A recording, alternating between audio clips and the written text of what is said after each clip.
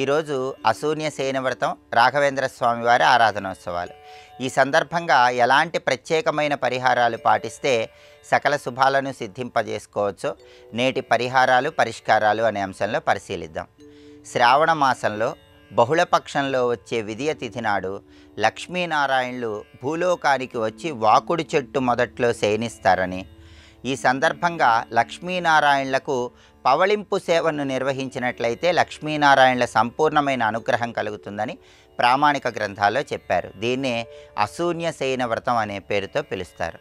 ఈ అశూన్య శయన వ్రతం సందర్భంగా లక్ష్మీనారాయణుల సంపూర్ణమైన అనుగ్రహం కలగాలంటే మీ గృహంలో పూజా మందిరంలో పూజాపీఠం మీద లక్ష్మీనారాయణుల చిత్రపటాన్ని ఉంచి ఆ చిత్రపటానికి గంధం బొట్లు, కుంకుమ బొట్లు అలంకరించి ఆవు నెయ్యితో 3 ఒత్తుల దీపాన్ని వెలిగించి లక్ష్మీనారాయణుల చిత్రపటానికి తులసి దళాలతో పసుపచ్చటి చామంతి పూలతో పూజ చేస్తూ ఓం లక్ష్మీనారాయణాయ నమః అని 21 సార్లు జపించాలి.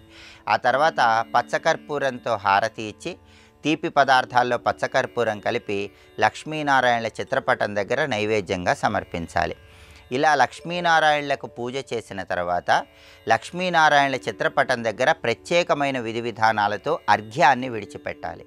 ఆ అర్ఘ్యం ఎలా విడిచిపెట్టాలంటే, ఒక పాత్ర తీసుకొని ఆ పాత్రలో శంఖంలో పోసినటువంటి నీరు అంటే శంఖ జలాలు, అక్షింతలు, ఈ ఋతువులలో లభించేటటువంటి పండ్ల ముక్కలు వీటన్నిటిని వేసి ఆ నీటితో లక్ష్మీనారాయణుల చిత్రపటం దగ్గర ఒక పళ్ళెంలో అర్ఘ్యంలాగా విడిచిపెట్టాలి.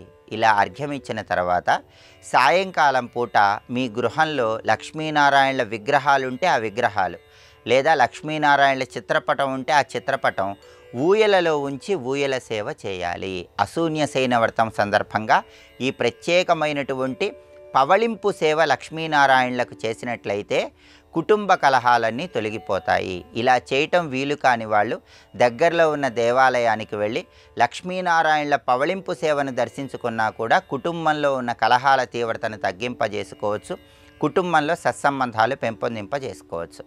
అలాగే ఈ రోజుకి ఇంకొక ప్రత్యేకత ఉంది. రాఘవేంద్ర స్వామి వారి ఆరాధనోత్సవాలు.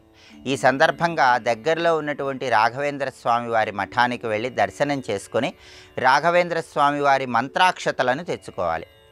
రాఘవేంద్ర స్వామి వారి మంత్రాక్షతలకు సంబంధించి శక్తివంతమైన పరిహారాలు ఉన్నాయి. వాటిలో ముఖ్యమైన పరిహారాలు ఏంటంటే, ఎవరైనా సరే వివాహం కాని వాళ్ళకి రాఘవేంద్ర స్వామి వారి మంత్రాక్షతలను కొన్ని పండ్లతో పాటు కలిపి ఇచ్చినట్లయితే వివాహ దోషాలు తొలగింపజేసుకొని సత్వరమే వివాహ ప్రాప్తిని సిద్ధింపజేసుకోవచ్చు. అలాగే దాంపత్య జీవితంలో విభేదాలను తొలగింపజేసుకోవటానికి దంపతులకి రాఘవేంద్ర స్వామి వారి మంత్రాక్షతలు పటిక బెల్లంతో కలిపి ఇవ్వాలి. అలా ఇవ్వటం ద్వారా దాంపత్యంలో అనుకూలత సిద్ధిస్తుంది.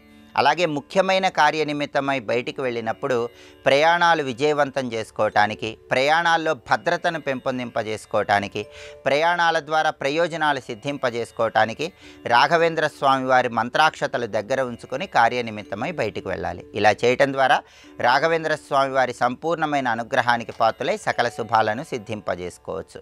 అశూన్య శయన వ్రతం, రాఘవేంద్ర స్వామి వారి ఆరాధనోత్సవాల సందర్భంగా ఈ పరిహారాలు పాటించడం ద్వారా లక్ష్మీనారాయణుల అనుగ్రహాన్ని, రాఘవేంద్ర స్వామి వారి అనుగ్రహాన్ని సిద్ధింపజేసుకొని సకల శుభాన్ని అందిపుచ్చుకోవచ్చు.